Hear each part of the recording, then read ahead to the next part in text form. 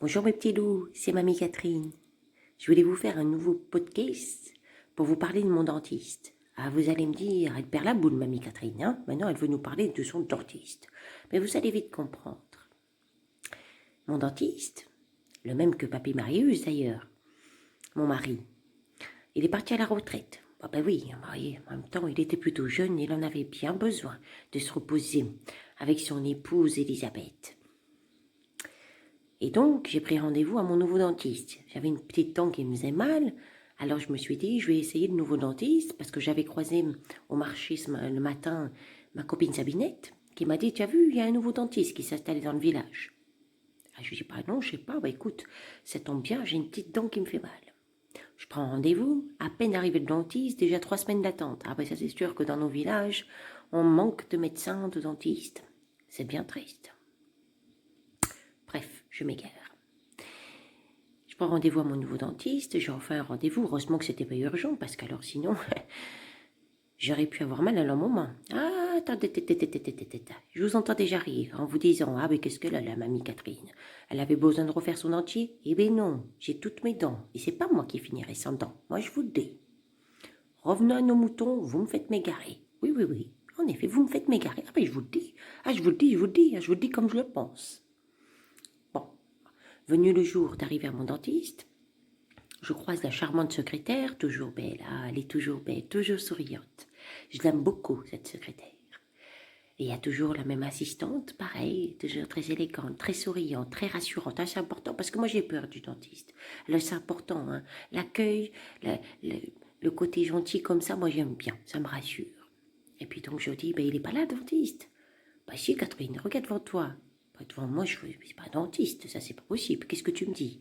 Bah si, c'est le nouveau dentiste. Bah je te dis que non, c'est pas possible. Bah si, si, si. Bon, très bien. Je m'assois sur le fauteuil, toute choquée, en me demandant vraiment si je voulais ouvrir la bouche. Ah mais non, pas parce que j'ai peur. Et il avait tellement de piercings que je me suis demandé s'il était dentiste. Il n'était pas du tout coiffé.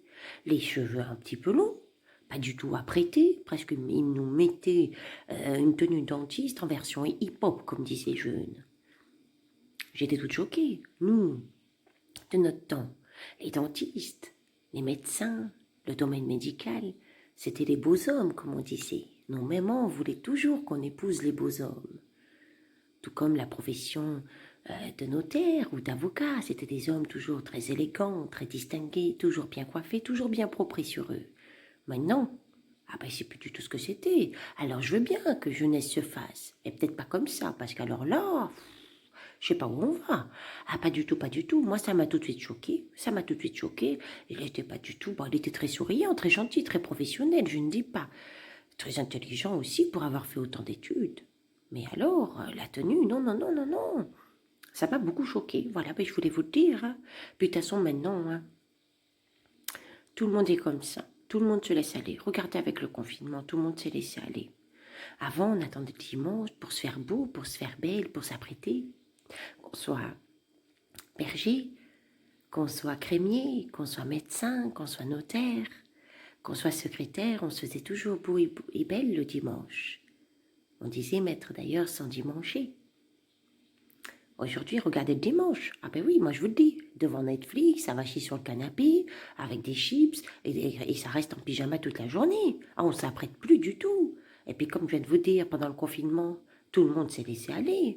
Alors que Papy Marius et moi, on s'apprête tous les matins. Tous les matins, je fais ma petite toilette, je me maquille, je m'habille, même si c'est pour rester à la maison. Parce que pour moi, ce qui compte, c'est de plaire à mon papy Marius, oui, plaire à mes enfants, plaire à ma famille. Je me fais belle tous les matins pour eux. Aujourd'hui, plus personne se fait beau, plus personne se fait belle, non. On se fait belle ou beau que pour sortir, pour les autres, mais même plus pour ceux qui sont à l'intérieur de la maison. Non. Moi, je sais que mon petit papy Marius, il est artisan. Et bien, même sa petite tenue d'artisan, ben, elle est toujours proprette, tous les matins. Mais ça, je fais bien attention, hein. Il est toujours beau. Parce que moi, je le trouve beau, mon mari. Alors, je veux que tout le monde le voit beau. Enfin bon, vous allez dire, elle nous raconte sa vie, cette petite mamie Catherine. Bah oui, je suis d'accord, je suis d'accord. Bon, j'espère en tout cas que vous allez vous faire beau ou belle pour votre mari, mais aussi pour vous, parce que c'est toujours plus agréable dans le miroir.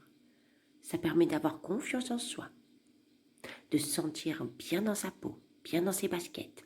Et il n'y a pas besoin de sortir pour être beau ou belle. Il y a juste besoin de plaire dans les yeux de nos enfants, dans les yeux de nos maris, dans les yeux de ceux qui nous aiment. Et dans nos yeux à nous. Je vais terminer mon podcast avec ce que me disait toujours ma grand-mère. Ma grand-mère, elle me disait, tu sais, Catherine, il y aura toujours des femmes beaucoup plus belles que toi, plus intelligentes, plus douées. Il y aura aussi des femmes moins jolies, moins intelligentes. Et il ne faut jamais que tu oublies de te faire toujours belle pour ton mari quand il rentre le soir, parce qu'au moins quand il rentrera, il se dira, ah oui, j'ai vu des jolies femmes, et moi j'ai la plus belle à la maison. Et en plus, elle m'aime. Voilà. En attendant, j'espère que vous êtes en bonne santé, parce que ça c'est le plus important. Et je vous embrasse bien fort.